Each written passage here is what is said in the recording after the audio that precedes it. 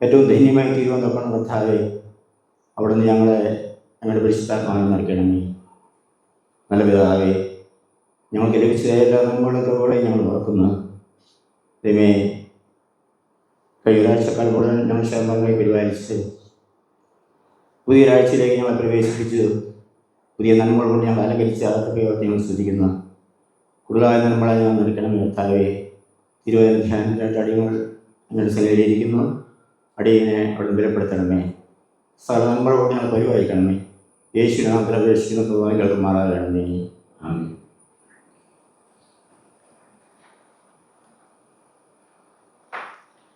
ദൈവത്തിൻ്റെ പരിശുദ്ധ നാമം വാഴ്ത്തപ്പെടുമാറാകട്ടെ. ഇന്ന് ഈ മനോഹരമായ പ്രഭാതം ദൈവം നമുക്ക് നൽകിയതോർത്ത് ഞാൻ ദൈവത്തിന് സ്തോത്രം ചെയ്യുന്നു. കഴിഞ്ഞ ദിനങ്ങളിലെല്ലാം പ്രകൃതിയുടേതായ ചില പ്രശ്നങ്ങൾ നമുക്കുണ്ടായിരുന്നു. എങ്കിലും ഇന്നത്തെ ഒരു പുതിയ ദിനം ഏറ്റവും മനോഹരമായിരിക്കുമെന്ന് നോക്കണം. കർത്താവ് നമുക്ക് നല്ല ഉണർവിനെ അല്ലെങ്കിൽ നല്ലൊരു ദിനത്തെ നമുക്ക് നൽകിയിരിക്കുകയാണ് ചെയ്തിരിക്കുന്നത്. നല്ല കാലാവസ്ഥകൾ കൊണ്ട് ദൈവം നമ്മളെ അനുഗ്രഹിച്ചിരിക്കുന്നു. വിശേഷാൽ ഇന്ന് സന്നദ്ധ സുവിശേഷ സംഘത്തിൻ്റെ ഔദ്യോഗികമായ ഞായറാഴ്ച അല്ലെങ്കിൽ പോലും ഇന്ന് സന്നദ്ധ സംഘത്തിൻ്റെ സുവിശേഷ സംഘത്തിൻ്റെ മഹായിടവ തലത്തിലും ജില്ലാ തലത്തിലുമുള്ള ഭാരവാഹികൾ നമ്മളോടൊപ്പം ഉണ്ട്. കഴിഞ്ഞ എക്സിക്യൂട്ടീവ് കമ്മിറ്റി കൂടിയ ആലോചന പ്രകാരമാണ് നമ്മുടെ 9 ജില്ലകളിലും ഓരോ മാസവും സന്നദ്ധ സുവിശേഷ സംഘത്തിൻ്റെ പ്രവർത്തനങ്ങൾ വ്യാപിപ്പിക്കുവാൻ വേണ്ടി ദേവാലയങ്ങളിൽ കടന്നു ചെന്ന് പ്രിയ മക്കളോട് ഒരുമിച്ച് സന്തോഷവും അനുഗ്രഹങ്ങളും പങ്കിടുവാനും എല്ലാം ഒരു വേദിയൊരുക്കുന്ന ചില ചിന്തകളാണ് നമുക്ക് ലഭിച്ചിരിക്കുന്നത്. അതിൻ്റെ അടിസ്ഥാനത്തിലാണ് ഞങ്ങൾ ഇന്ന് വന്നിരിക്കുന്നത്. വിശേഷാൽ ഇന്നത്തെ ആരാധനയ്ക്ക് ശേഷം ഭവനങ്ങൾ സന്ദർശിക്കുവാൻ അടിയങ്ങൾ ആഗ്രഹിക്കുന്നു. ഞങ്ങളുടെ എല്ലാവരുമായ അനുഗ്രഹങ്ങളും ആശീർവാദങ്ങളും സഹകരണവും ഞങ്ങൾക്ക് ഉണ്ടാകണമെന്ന് പ്രത്യേകമായിട്ട് നമ്മളോട് അപേക്ഷിക്കുകയാണ് ചെയ്യുന്നത്. മഹായിടവയിലെ സന്നദ്ധ സുവിശേഷ സംഘത്തിൻ്റെ പ്രവർത്തനങ്ങൾ ഏറ്റവും അനുഗ്രഹമായിട്ട് തീരുവാൻ നിങ്ങളുടെ എല്ലാവരെയും പ്രാർത്ഥന ഉണ്ടാകണമെന്ന് അപേക്ഷിക്കുന്നു. എനിക്ക് ഇന്ന് ഇവിടെ അവസരം നൽകിയ ബഹുമാനമുള്ള ഈ സഭയുടെ വികാരിയും മിഷൻ ബോർഡ് സെക്രട്ടറിയുമായ റവറൻ PJ റോയ്മൻ അച്ഛനുള്ള നന്ദി സ്നേഹം ആദ്യമായി അറിയിക്കട്ടെ. അതോടൊപ്പം KBSന്റെ ഡയറക്ടറായി പ്രവർത്തിക്കുന്ന നമ്മുടെ റവറൻ സൈമൺ B. ജോർജ് അച്ഛൻ നമ്മുടെ കൂടെ സാന്നിധ്യമുണ്ട്. അതുപോലെ തന്നെ കൈക്കയമായിട്ട് പ്രവർത്തിക്കുന്ന എൻ്റെ സ്നേഹിതന്മാരായ അലക്സ് സാറും അതുപോലെ ജോഷുവ സാറും ദേവരുടെ സാന്നിധ്യം ഏറ്റവും അനുഗ്രഹമാണ്. അതുപോലെ സഭയിലെ കൈക്കാരുമായ കമ്മിറ്റിക്കാർ മറ്റ് പ്രിയപ്പെട്ടവരോടും ഞങ്ങളുടെ നന്ദി സ്നേഹം അറിയിക്കുന്നു. എന്നോടൊപ്പം സന്നദ്ധ സുവിശേഷ സംഘ സെക്രട്ടറി ഡേവിഡ് സാറ് ഉണ്ട്. അതുപോലെ തന്നെ ജില്ലാ സെക്രട്ടറിയായിട്ട് പ്രവർത്തിക്കുന്ന ജോൺ കുര്യൻ സാറും അദ്ദേഹത്തിൻ്റെ സാന്നിധ്യവും ഏറ്റവും അനുഗ്രഹമാണ്. അതുപോലെ തന്നെ സ്വർഗത്തിലെ ഗായസംഘമായ നമ്മുടെ സഭയിലെ മനോഹരമായ ഗാനങ്ങൾ ആലപിക്കുന്ന ഗായസംഘങ്ങൾ ഓർഗനൈസ്ഡ്, എസ്പെഷ്യലി നമ്മുടെ സഹോദരനായ ബഹുമാനമുള്ള ജർമോസ് അവറുകൾ, അദ്ദേഹമൊക്കെ ഏറ്റവും ബഹുമാനമുള്ള പ്രവർത്തന മണ്ഡലങ്ങളിൽ പ്രവർത്തിക്കുന്നു. അതുപോലെ കൊച്ചമ്മയുണ്ട്. അങ്ങനെ മറ്റെല്ലാ പ്രിയപ്പെട്ടവരും ഞങ്ങളുടെ പ്രത്യേകമായ നന്ദി സ്നേഹം ആദ്യമായിട്ട് അർപ്പിക്കട്ടെ. ഇന്നത്തെ നമ്മുടെ ചിന്തയ്ക്കായിട്ട് വിശുദ്ധ യോഹന്നാൻ എഴുതിയ സുവിശേഷം 21-ാം അധ്യായം അതിൻ്റെ 19-ാമത്തെ വാക്യം.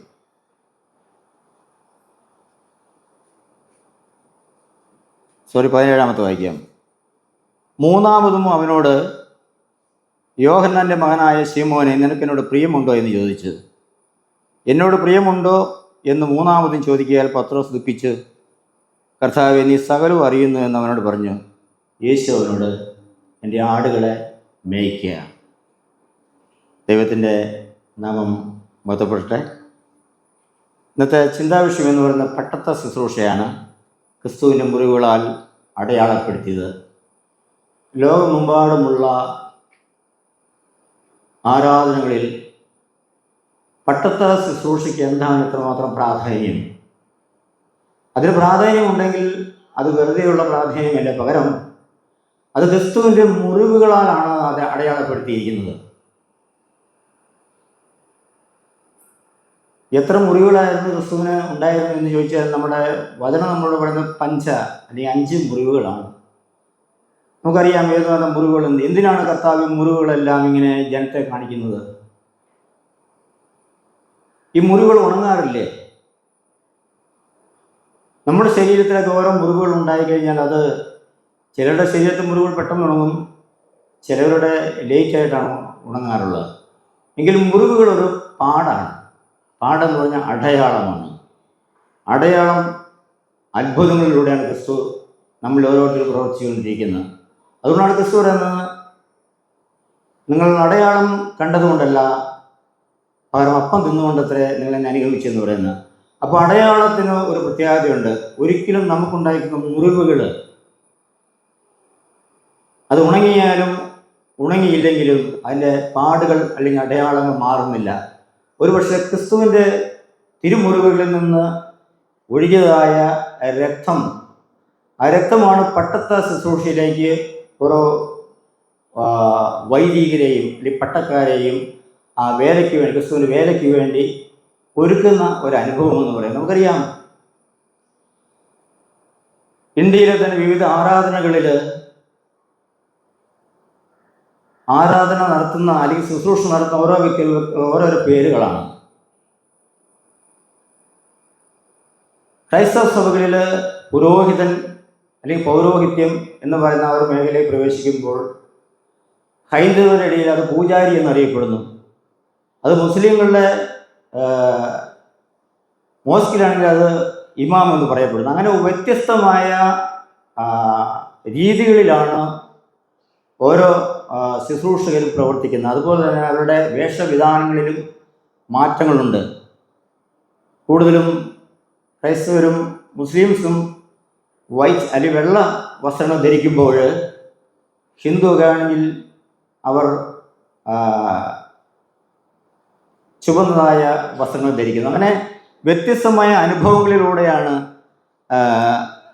ഓരോ ശുശ്രൂഷകരുടെയും ഡ്രസ്സുകളും അതുപോലെ പ്രവർത്തന രീതികളും നമുക്ക് പഠിക്കുവാൻ സാധിക്കും. എന്നാൽ ഇവിടെ യോഹന്നാൻ്റെ സുവിശേഷം 21-ാം അധ്യായത്തിൽ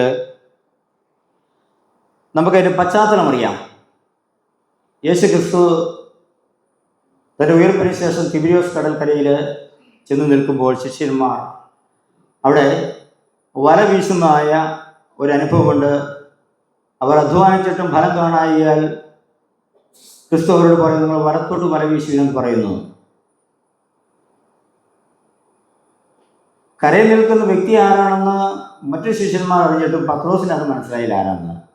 അപ്പോൾ പത്രോസിനോട് അവർ പറയുന്നു, അത് ക്രിസ്തു ആണെന്ന് പറയുന്നു. നമുക്കറിയാം നമ്മുടെ ജീവിതങ്ങളിൽ പലരെയും നമ്മളിങ്ങനെ മറന്നു പോകാറുണ്ട്. നമ്മുടെ കൂടെ നടന്നവർ, നമ്മുടെ ഭർത്താക്കന്മാരെ, നമ്മുടെ ഭാര്യമാരെ, നമ്മുടെ കുഞ്ഞുങ്ങളെ, നമ്മുടെ സ്നേഹിതരെ, അയൽക്കാരെ, അങ്ങനെ വിവിധ തുറകളിലുള്ള ആളുകളെ നമ്മൾ എത്ര നാളും കൂടെ കൂട്ടിയാലും ഒരുപക്ഷെ അത് മറവിക്ക് ഇടയാകാൻ സാധ്യതയുണ്ട്. ഇവിടെ കരയിൽ നിൽക്കുന്നത് ക്രിസ്തുവാണെന്ന് മറ്റ് ശിഷ്യന്മാർ പത്രോസിനോട് പറയുമ്പോൾ അവൻ നഗ്നനായാൽ അങ്കിയായിരിക്കും വ്യക്തി കടലിലേക്ക് എടുത്തിയാടി എന്നാണ് പറയുന്നത്. നഗ്നത എന്ന് പറയുന്നത് ഇവിടെ നേക്കഡ് എന്ന് പറയുന്ന അർത്ഥമല്ല ഉദ്ദേശിക്കുന്നത്. കാരണം പത്രോസിൻ്റെ ജീവിതത്തിൽ ക്രിസ്തു എത്രമാത്രം പ്രവർത്തിച്ചോ അതെല്ലാം മറന്നപ്പോൾ അവൻ നഗ്നനായിട്ട് തീർന്നു. ആ നഗ്നത മറയ്ക്കുവാൻ വേണ്ടി മാത്രമായിരുന്നില്ല അവൻ കടലിലേക്ക് എടുത്തിയാടിയത്. നമ്മൾക്ക് ദുഃഖങ്ങളും ദുരിതങ്ങളും സങ്കടങ്ങളും പ്രയാസങ്ങളും പ്രശ്നങ്ങളെല്ലാം നമ്മുടെ എല്ലാം ജീവിതത്തിൽ ഉണ്ടാകാറുണ്ട്. പക്ഷേ എൻ്റെ കരച്ചിൽ ആരും കേൾക്കണ്ട, എൻ്റെ കണ്ണിൽ കൂടെ വരുന്ന കണ്ണുനീർ ആരും കാണണ്ട. അതിനേക്കാൾ വലുതാണ് ക്രിസ്തുവിൻ്റെ മുറിവുകളാൽ അടയാളപ്പെടുത്തിയിരിക്കുന്ന രക്തത്തിൻ്റെ ചൊരിച്ചിൽ എന്ന് പറയുന്നത്. അപ്പോൾ ഇവിടെ ക്രിസ്തുവിൻ്റെ അടുത്ത് എത്താൻ പോലും ഞാൻ യോഗ്യനല്ല എന്നുള്ള ആ വലിയ പഠിപ്പിക്കലായിരുന്നു പത്രോസിനെ ആ കടലിലേക്ക് എടുത്തിയോടാൻ വേണ്ടി അവനെ പ്രേരിപ്പിച്ചത്. എപ്പോഴോ കരയിലേക്ക് കയറി വന്നു. കരയിലേക്ക് കയറി വന്ന പത്രോസിനെ കർത്താവ് ഒന്ന് പിടിക്കുകയാണ്.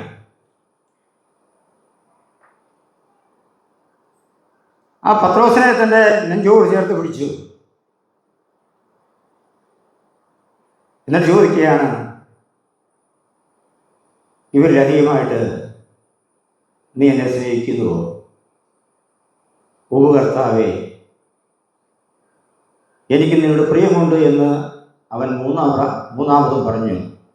3 പ്രാവശ്യമാണ് ചോദിച്ചത്. ഒറ്റ ചോദ്യം മതിയായിരുന്നു. പക്ഷെ ആവർത്തിക്കപ്പെടുന്ന ചോദ്യത്തിൽ എൻ്റെ മനസ്സിൻ്റെ ഉരുക്കം, എൻ്റെ ഹൃദയത്തിൻ്റെ കാഠിന്യം മാറണം. അതുകൊണ്ട് തന്നെ 3 പ്രാവശ്യം ചോദിക്കുന്നു.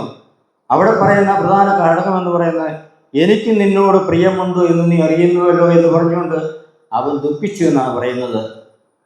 പ്രിയമുള്ളവരെ, ചില ചോദ്യങ്ങൾ അസ്ത്രം പോലെ എൻ്റെയും നിങ്ങളുടെ ഹൃദയങ്ങളിൽ പതിക്കുമ്പോൾ നമ്മെ ഒന്ന് വിശകലനം ചെയ്യുവാനും നമ്മെ ഒന്ന് പഠിക്കുവാനും സ്വയം കഴിയണം. അതുകൊണ്ട് തന്നെ ഇവിടെ പത്രോസ് ദുഃഖിച്ചു എന്നാണ് പറയുന്നത്.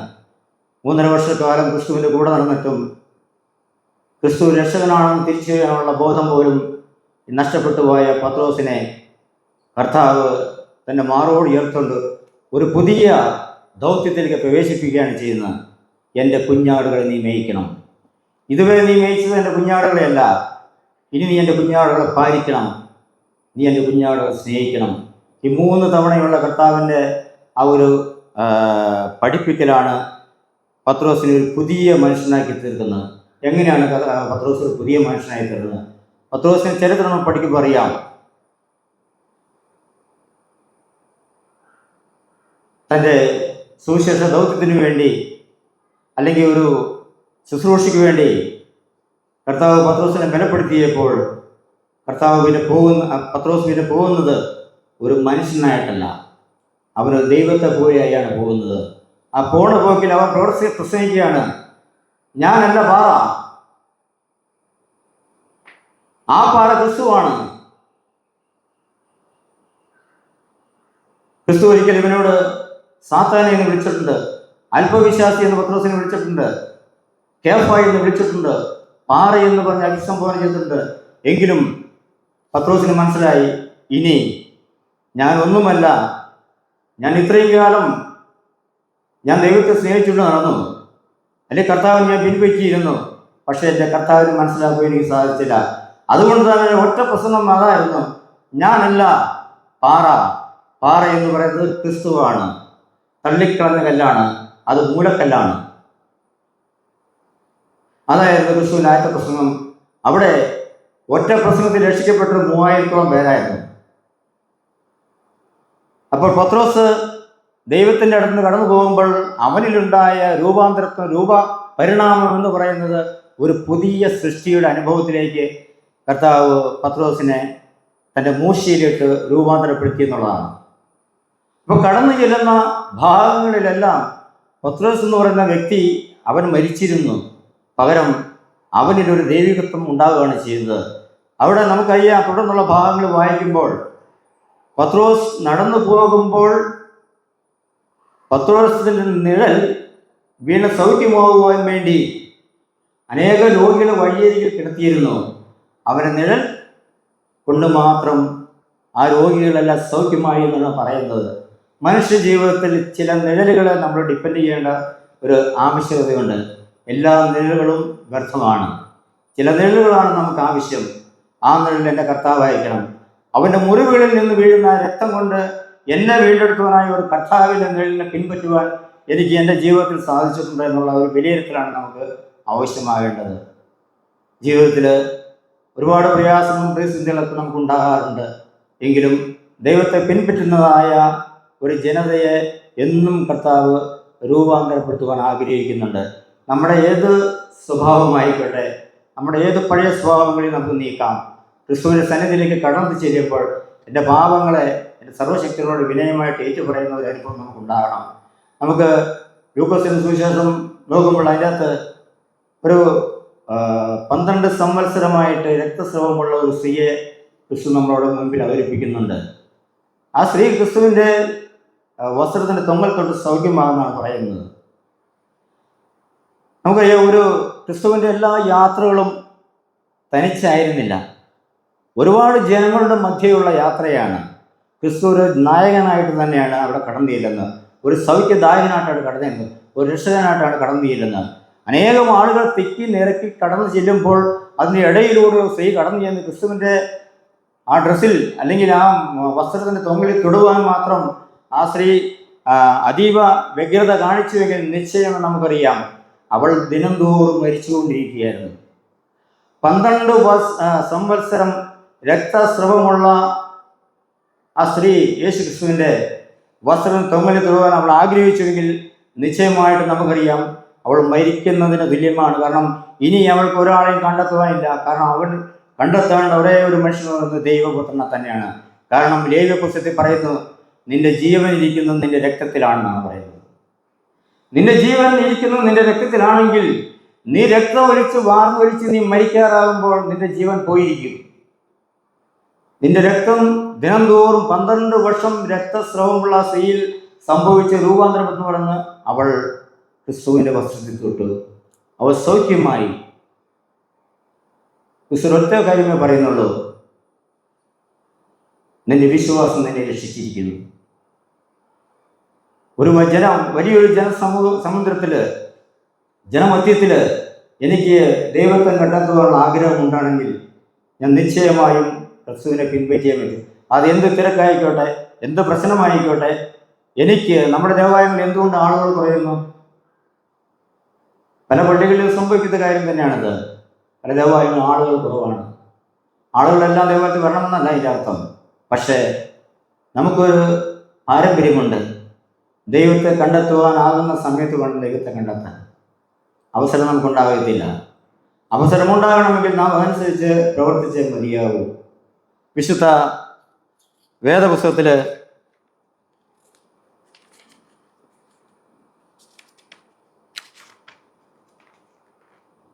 പ്രവർത്തന പുസ്തകം അപ്പോസ്തല പ്രവൃത്തി 13-ാം അധ്യായം 22-ാമത്തെ വാക്യം.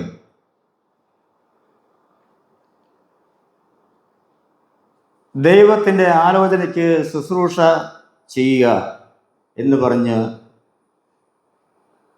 അതുപോലെ തന്നെ ദൈവം ദാവീദിനെ ബോധിച്ച പുരുഷൻ എന്ന് പറയുന്ന ഒരു അനുഭവമാണ് പ്രവൃത്തിയുടെ പുസ്തകം 13-ാം അധ്യായം 22-ാമത്തെ വാക്യത്തിൽ പറയുന്നത്. ഇവിടെ അതിൻ്റെ സാഹചര്യം നമുക്കറിയാം. 1 സമൂഹത്തിൻ്റെ പുസ്തകം 13-ാം അധ്യായം 6-ാം അധ്യായത്തിൽ ദൈവം ശമൂവേൽ പ്രവാചകനോട് പറയുകയാണ് ചെയ്യുന്നത്, നീ കൊമ്പിൽ തൈലം നിറച്ച് ഈശായുടെ ഭവനത്തിൽ ചെല്ലുക. ഒരു അഭിഷേകത്തിൻ്റെ ആരംഭം ഇവിടെ കുറിക്കുകയാണ് ചെയ്യുന്നത്. എന്താ ഒരു അഭിഷേകമാണ്? ഒരു പട്ടത്വ ശുശ്രൂഷയുടെ അനുഭവത്തിലേക്ക് ഇവിടെ ഒരു മനുഷ്യനെ ദൈവമാക്കുന്നതിൻ്റെ പശ്ചാത്തലമാണ് ഇവിടെ കൊടുത്തിരിക്കുന്നത്. നീ കൊമ്പിൽ തൈലം നിറച്ച് ഈശായുടെ ഭവനത്തിൽ ചെല്ലണം. അവിടെ ഈശായുടെ മക്കളായ ഒരാളെ ഞാൻ ഇസ്രായേലിലെ രാജാവാക്കുവാൻ പോകുന്നു എന്ന് പറയുകയാണ് ചെയ്യുന്നത്. എന്നാൽ ശമൂവേലിനോട് ദൈവം പറയുന്നില്ല ആരാണ് അടുത്ത രാജാവെന്ന് പറയുന്നില്ല. പകരം അവിടെ ഈശോയോട് പറയുന്നൊരു കാര്യമുണ്ട്, നിന്റെ മക്കളെ എല്ലാം നീ ഇവിടെ കൊണ്ടുവരണമെന്ന് ശമൂവേൽ പറയുകയാണ് ചെയ്യുന്നത്. ഒരു യാഗം, ഒരു അഭിഷേകം, ഒരു പ്രതിജ്ഞ, ഒരു അനുഭവം എല്ലാം അവിടെ നടക്കുകയാണ് ചെയ്യുന്നത്. ഈശായോട് ശമൂവേൽ പ്രവാചകൻ പറഞ്ഞു, നിന്റെ മക്കളെയെല്ലാം നീ എവിടെ കൊണ്ടുവരാൻ പറയുകയാണ് ചെയ്യുന്നത്. ഈശായി തൻ്റെ 7 മക്കളെ അവിടെ കൊണ്ടുപോയി ശമൂവേലിന് മുമ്പാകെ നിർത്തി. ഒരു അഭിഷേകം നടക്കാൻ പോകണം. എൻ്റെ 7 മക്കളിൽ ഒരുവനെ ദൈവം രാജാവായിട്ട് ഇസ്രായേൽ രാജാവായിട്ട് തിരഞ്ഞെടുക്കാൻ പോവുകയാണ് ചെയ്യുന്നത്. എന്തിനാണ് ഈ ഒരു അനുഭവം എന്ന് പറയുന്നത്? ഇവിടെ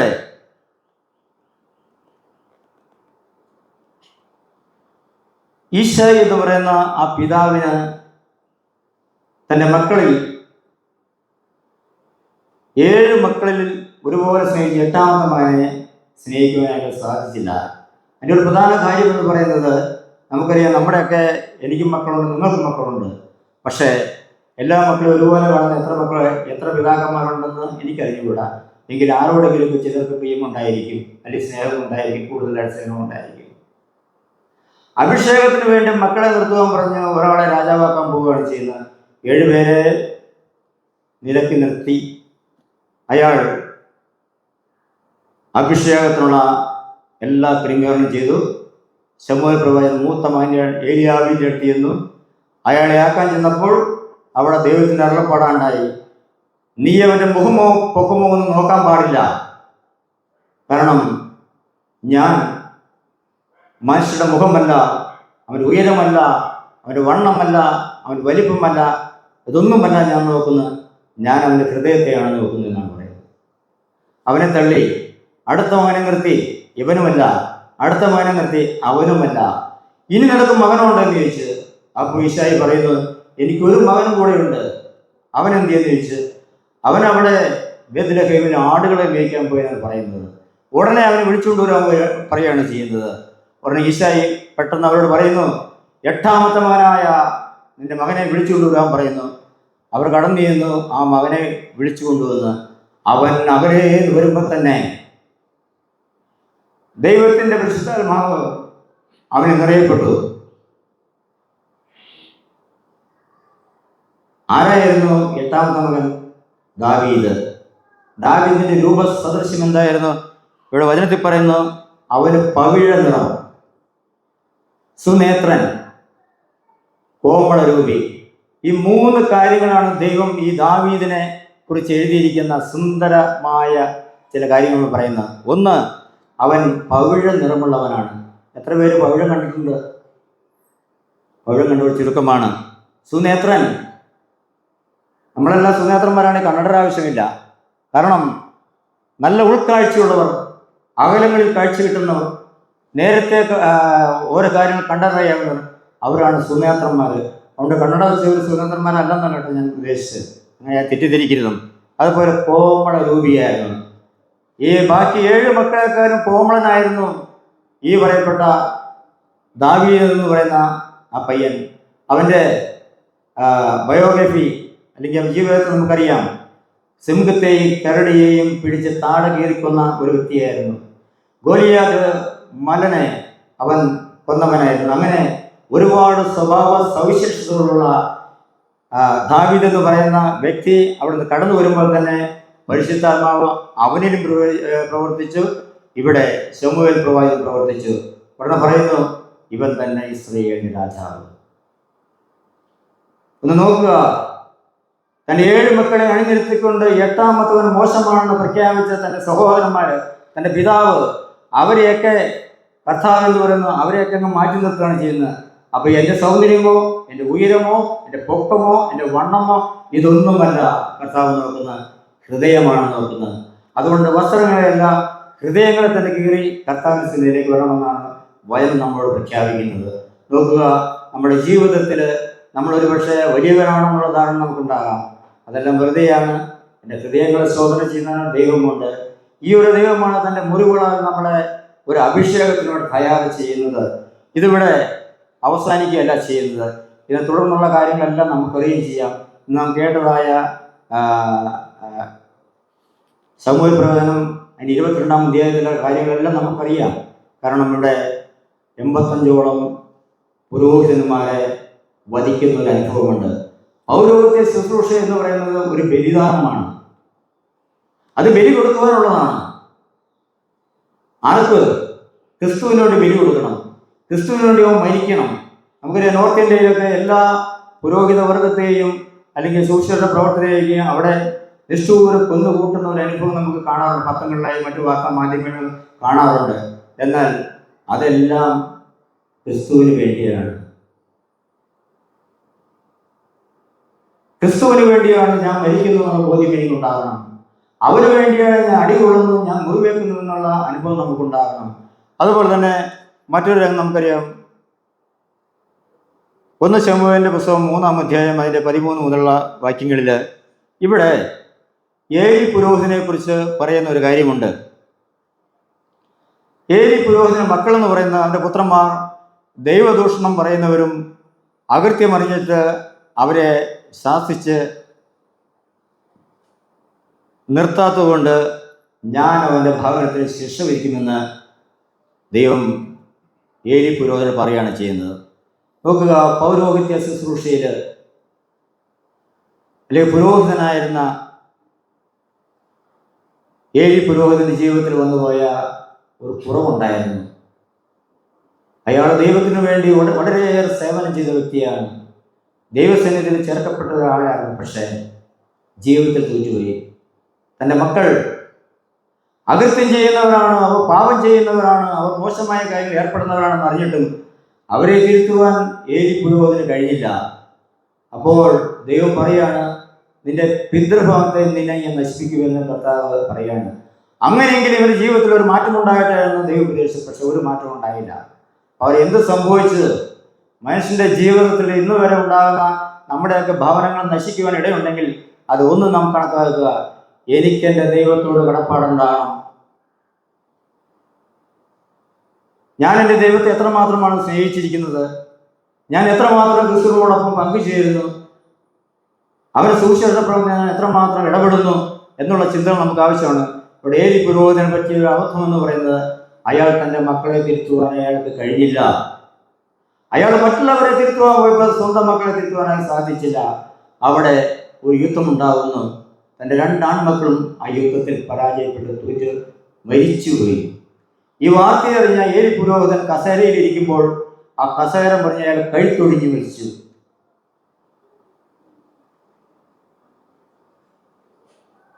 ഇത് കേട്ട് ഇളയ മകൻ്റെ ഭാര്യ, ഗർഭിണിയായിരുന്ന ഭാര്യ അവിടെ ബോധം കെട്ട് വീണ് അതും മരിച്ചു. നോക്കുക, മനുഷ്യ ജീവിതത്തിൽ ഓരോരോ പ്രതിസന്ധികളും പ്രശ്നങ്ങളൊക്കെ നമുക്കുണ്ടാകാറുണ്ട്. എപ്പോഴാണ് എനിക്ക് എൻ്റെ ക്രിസ്തുവിനെ കണ്ടെത്തുവാൻ സാധിക്കുന്നത്? ക്രിസ്തുവിനെ എനിക്ക് എപ്പോഴാണ് പിൻപറ്റുവാൻ എനിക്ക് സമയമുണ്ടാകുന്നത്? ഇപ്പോഴാണ് രക്ഷാദിവസം, ഇപ്പോഴാണ് സുപ്രസാദ കാലം. അതുകൊണ്ട് തന്നെ നമ്മുടെ ജീവിതത്തിൽ ദൈവം നമുക്ക് ഒരുപാട് നന്മകൾ നൽകിയിട്ടുണ്ട്. ജോലി നൽകിയിട്ടുണ്ട്, ഭവനം നൽകിയിട്ടുണ്ട്, മക്കളെ നൽകിയിട്ടുണ്ട്, വാഹനം നൽകിയിട്ടുണ്ട്. അങ്ങനെ ഒരുപാട് അനുഗ്രഹങ്ങൾ നമുക്ക് തന്നിട്ടുണ്ട്, ഒരുപാട് പദവികൾ നമുക്ക് നൽകിയിട്ടുണ്ട്. എന്നാൽ ദൈവത്തെ മറന്ന് ജീവിക്കാൻ ദൈവം നമ്മൾ അനുവദിക്കുന്നില്ല. ഇവിടെയാണ് പട്ടത്ത ശുശ്രൂഷയിൽ പഞ്ചമുറിവുകളാൽ അല്ലെങ്കിൽ ക്രിസ്തുവിൻ്റെ രക്തത്താൽ നമ്മളെ വീണ്ടെടുക്കുന്ന അനുഭവം എന്ന് പറയുന്നത്. നമ്മളെല്ലാവരും പരസ്പര ബന്ധപ്പെട്ട് ജീവിക്കുന്ന ആളുകൾ തന്നെയാണ്. അയൽക്കാരോട്, ബന്ധുമിത്രാദികളോട്, നമ്മുടെ മക്കളോട്, നമ്മുടെ പ്രിയമുള്ളവരോട്, അയൽക്കാരോട്, രാഷ്ട്രങ്ങളോട്, അങ്ങനെ പല കാര്യങ്ങളിലും നിശ്ചയമായി ഒന്നും നാം വിചാരിക്കുക, മനുഷ്യ ജീവിതത്തിൽ കുറവുകളുണ്ടാകും, കുറ്റങ്ങളുണ്ടാകും, പ്രയാസങ്ങളുണ്ടാകും, ഭാരങ്ങളുണ്ടാകും. എനിക്ക് എൻ്റെ ക്രിസ്തുവിനെ കണ്ടെത്തുവാനുള്ള ഒരു അവസരം എനിക്ക് എപ്പോൾ ലഭിക്കുന്നുവോ ആ ക്രിസ്തുവിനെ പിൻപറ്റിയേ പറ്റൂ. അങ്ങനെയാണെങ്കിൽ നിശ്ചയമായും ക്രിസ്തു നമ്മുടെ മേൽ തൻ്റെ ഉദയസൂര്യനെ നമ്മുടെ മേൽ പ്രകാശിപ്പിക്കും. ലൂക്കോസ് സുവിശേഷം അവിടെ ഒരു അന്ധനായ വ്യക്തിക്ക് ക്രിസ്തു വെളിച്ചം കൊടുക്കുന്ന അനുഭവമുണ്ട്. അന്ധനായ വ്യക്തിയോട് ക്രിസ്തു നിലത്ത് തുപ്പിയിട്ടിട്ട് അതിൻ്റെ ചേരെടുത്ത് അവൻ്റെ കണ്ണിന്മേൽ പൂശിയിട്ട് പറയുന്നു, നീ ശിലോഹം പ്രവർത്തിക്ക് കുളിക്കുകയും പറയും. ദൈവം ഓരോരുത്തരെ കണ്ടെത്തുന്ന സമയം എന്ന് പറയുന്നത് അതേസമയം ദൈവത്തെ കണ്ടെത്താനുള്ള സമയം കണ്ടെത്തേ പറ്റുള്ളൂ. ഇവിടെ അന്ധനായ വ്യക്തിക്ക് ക്രിസ്തു കാഴ്ച കൊടുക്കുന്ന അനുഭവം എന്ന് പറയുന്നത് നിലത്ത് തുപ്പി ചേറുകൊണ്ട് അവൻ്റെ കണ്ണിൽ പൂശി അവനോട് പറഞ്ഞ് ശീലോഹം കുളത്തിൽ നീ കുളിക്കുക എന്നാണ് പറയുന്നത്. ഒന്ന് ഓർക്കുക, യേശു ക്രിസ്തു ഈ അന്ധനായ വ്യക്തിക്ക് സൗഖ്യം കൊടുക്കുമ്പോൾ അന്നൊരു ശബത്ത് ദിനമായിരുന്നു. ശബത്ത് ദിനത്തെക്കുറിച്ച് നമുക്ക് വ്യക്തമായിട്ട് അറിയാം. ശബത്ത് ദിനത്തിൽ ഒരു മനുഷ്യൻ തൻ്റെ തൊട്ടിയിൽ നിന്ന് പശുവിനെയോ ആടിനെയോ ഒന്നും അഴിച്ചു കെട്ടാറില്ല, കിണറ്റിൽ നിന്ന് വെള്ളം കോരാറില്ല. അതിൽ ഒരുപാട് കാര്യങ്ങൾ പറയുന്നുണ്ട്. ക്രിസ്തുവിന് അറിയാമായിരുന്നു ഈ മനുഷ്യൻ തൻ്റെ അടുത്തുനിന്ന് കണ്ണിൽ ചെളിയും പൂശിക്കൊണ്ട് 7 കിലോമീറ്റർ അകലെയുള്ള ശിലോഹാം കുളത്തിൽ പോയി കുളിക്കണമെങ്കിൽ ഒരു മനുഷ്യൻ പോലും ഇയാളെ സഹായിക്കുന്ന ക്രിസ്തു വ്യക്തമായിട്ട് അറിയാമായിരുന്നു. ആ അറിവ് ഉണ്ടായിട്ട് ആ അറിവിനെ പരീക്ഷിക്കുന്ന രീതിയിൽ തന്നെയാണ് ക്രിസ്തു അയാൾ പ്രവർത്തിക്കുന്നത്. നീ ശീലോഹാം കുളത്തിൽ പോയി കുളിക്കണമെന്നാണ് പറയുന്നത്, അല്ലെങ്കിൽ മുഖം കഴുകുക എന്നാണ് പറയുന്നത്, എന്നിട്ട് തിരിച്ചു വരാനാണ് പറയുന്നത്. നമുക്കറിയാം, ക്രിസ്തു നിൽക്കുന്ന ഇടത്തുനിന്ന് 7 കിലോമീറ്റർ അകലേക്ക് പോയി അവൻ ശീലോഹാം കുളത്തിൽ ഇറങ്ങണമെങ്കിൽ ഒരുപാട് പ്രശ്നങ്ങൾ അവൻ അഭിമുഖീകരിക്കേണ്ടതാണ്. 36 പടവുകൾ ഇറങ്ങിച്ചെന്നാൽ മാത്രമാണ് അവൻ ശിരോഹകുളത്തിലെ ആ തീർത്ഥജലത്തിൽ അവൻ തൻ്റെ കൈകൾ പോകുവാൻ സാധിക്കുന്നുണ്ടായിരുന്നു. അവൻ പോവുകയാണ്. ആവശ്യം അവൻ്റേതാണ്, ആവശ്യം എൻ്റേതാണ്. കാരണം എനിക്ക് എൻ്റെ കണ്ണിന് കാഴ്ച കിട്ടണം, എനിക്ക് എൻ്റെ രോഗത്തിൽ സൗഖ്യമുണ്ടാവണം, എനിക്ക് എൻ്റെ മക്കളെ കെട്ടിച്ചു വിടണം, എനിക്ക് എൻ്റെ മകൻ കല്യാണം കഴിക്കണം, എനിക്കൊരു ഭവനം പണിയണം, എനിക്കൊരു വാഹനം വാങ്ങിക്കണം, എനിക്കൊരു ജോലി കിട്ടണം, എല്ലാം എൻ്റെ ആവശ്യമാണ്. അതുകൊണ്ട് ഞാൻ പോയേ പറ്റൂ. എന്ത് പ്രശ്നമുണ്ടായാലും ആ പ്രശ്നത്തെ അഭിമുഖീകരിച്ചുകൊണ്ട് ഞാൻ മുന്നേറുകയാണ്. എൻ്റെ ലക്ഷ്യം എന്ന് പറയുന്നത് ശീലോഹകുളമാണ്. അവൻ 36 പടവുകളും ഇറങ്ങിച്ചെന്നു. 36 പടവുകൾ ഇറങ്ങിച്ചെന്ന് അവൻ അവിടെ ഉണ്ടായിരുന്ന ആ തീർത്ഥജലം എടുത്ത് തൻ്റെ കണ്ണിലേക്ക് ഒഴിച്ചു. അന്ധകാരത്തിന് അത്ഭുത പ്രകാശത്തിലേക്ക് അവന് വെളിച്ചമുണ്ടായി. ഇന്ന് ക്രിസ്തു നമുക്ക് നൽകുന്ന പാഠങ്ങൾ ഇതാണ്. നമ്മുടെ ജീവിതം ഇരുണ്ടതാണോ? നമ്മുടെ ജീവിതം ഇരുൾ നിറഞ്ഞതാണോ? അങ്ങനെയാണെങ്കിൽ എൻ്റെയും നിങ്ങളെയും ആ ഒരു ഇരുൾ നിറഞ്ഞ ജീവിതത്തിൽ നിന്ന് ഒരു പുതിയ വെളിച്ചത്തിലേക്ക്, ഒരു പുതിയ സൃഷ്ടിയിലേക്ക് കൊണ്ടുവരാൻ ക്രിസ്തു ആഗ്രഹിക്കുകയാണ് ചെയ്യുന്നത്. അതിനാൽ നമുക്കും ക്രിസ്തുവിനോടൊപ്പം ചേരാം. ക്രിസ്തുവിൻ്റെ ജീവിത ബന്ധാവുകളിൽ നാം കടന്നു ചെല്ലുമ്പോൾ അവൻ്റെ അടികളെ നാം പിൻപറ്റി ഒരു പുതിയ മനുഷ്യനായിട്ട്, ഒരു പുതിയ സൃഷ്ടിയായിട്ട്, പുതിയ രൂപമായിട്ട് നമുക്ക് രൂപപ്പെടാം. ഒരു പുതിയ നിയമ അനുഭവത്തിലേക്ക് ക്രിസ്തു നമ്മൾ പ്രവേശിക്കുമ്പോൾ നിശ്ചയമായും ക്രിസ്തു പ്രതീക്ഷിക്കുന്നത് നമ്മളിൽ നിന്നാണ് അവൻ്റെ ഒരു നല്ല പൈതലായിട്ട്, അവൻ്റെ ഒരു സുവിശേഷ വാഹകനായിട്ട്, അവൻ്റെ ഒരു സുവിശേഷ പ്രവർത്തനായിട്ട് തീരുവാനുള്ള ആഹ്വാനമാണ്. അതിന് പ്രായമില്ല, പ്രായ വ്യത്യാസമില്ല. അതുകൊണ്ടാണ് ക്രിസ്തു പറയുന്നത്, നീ അവൻ്റെ മുഖമോ പൊക്കമോ ഒന്നും നോക്കണ്ട, ഹൃദയത്തെ മാത്രം നോക്കിയാൽ മതി. നമ്മൾ സൗന്ദര്യമുള്ളവരുണ്ടായിരിക്കാം, സൗന്ദര്യമില്ലാത്തവരുണ്ടായിരിക്കും, കറുത്തവരുണ്ടായിരിക്കും, വെളുത്തവരുണ്ടായിരിക്കാം, ഉള്ളവനാകും, ഇല്ലാത്തവനാകും. അതൊന്നും ഒരു മാനദണ്ഡമല്ല. അവൻ നോക്കുന്നത് ഹൃദയത്തെയാണ്. അതുകൊണ്ട് ഹൃദയത്തെ നോക്കി നമ്മളെ നിർണയപ്പെടുത്തുന്ന ഒരു ക്രിസ്തുവിൻ്റെ സാന്നിധ്യം നമുക്ക് എപ്പോഴും ഉണ്ടാകും. നമുക്ക് കണ്ണുകൾ അടയ്ക്കാൻ പ്രാർത്ഥിക്കാം. സ്നേഹപരിശുദ്ധമായ ദൈവമേ, ഞങ്ങളുടെ കണ്ണിനെ കണ്ണുനീരിൽ നിന്നും, കാലിനെ വീഴ്ചയിൽ നിന്നും, പ്രാണനെ മരണത്തിൽ നിന്ന് വീണ്ടെടുത്തവനായ കർത്താവേ, ഒരു പുതിയ പ്രഭാതം ഞങ്ങൾക്ക് അനുഭവിച്ചതിനാണ് ഞാൻ സ്തുതിക്കുന്ന കർത്താവേ. അടികളെ ചിന്തയിലോ വാക്കിലോ നിരൂപണത്തിലോ പ്രവൃത്തിയിലോ ഒന്നും എപ്പോഴും ക്ഷമിക്കണം കർത്താവേ. വന്നിരിക്കുന്ന എല്ലാ മക്കളെയും വ്യക്തികളായിട്ടും കുടുംബമായിട്ട് അനുഗ്രഹിക്കണം കർത്താവേ. ഇന്ന് സന്നദ്ധ സുശേഷ ദിനമായിട്ട് ഞങ്ങൾ ഇന്ന് ആചരിക്കുമ്പോൾ കർത്താവേ, ഞങ്ങൾ അനേക സന്നദ്ധ പ്രവർത്തകരുണ്ടല്ലോ, അതൊന്നും ഞങ്ങൾ വിസ്മരിക്കുന്നില്ല കർത്താവെ. ഞങ്ങളെ ബലപ്പെടുത്തണമേ, ശക്തീകരിക്കണമേ. ലഭിച്ച എല്ലാ നന്മകളെ ഞങ്ങൾ ഓർക്കുന്നു. കൂടുതലായ അനുഗ്രഹങ്ങളെ ഞങ്ങളെ ഒരുക്കണമേ. സർവേശ്വരനാമത്തിൽ അപേക്ഷിക്കുന്ന ദേവതകൾക്ക് മാറാകണമേ. ആമേൻ.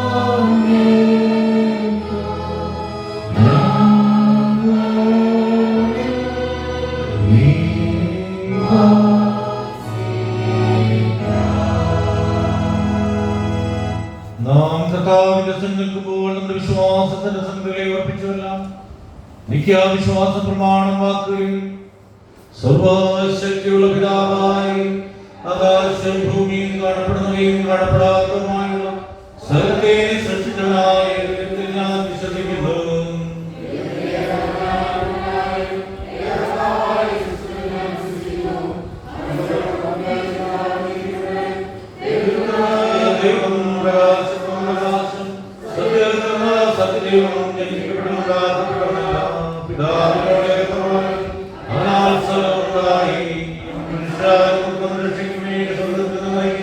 പരിശുദ്ധാത്മാ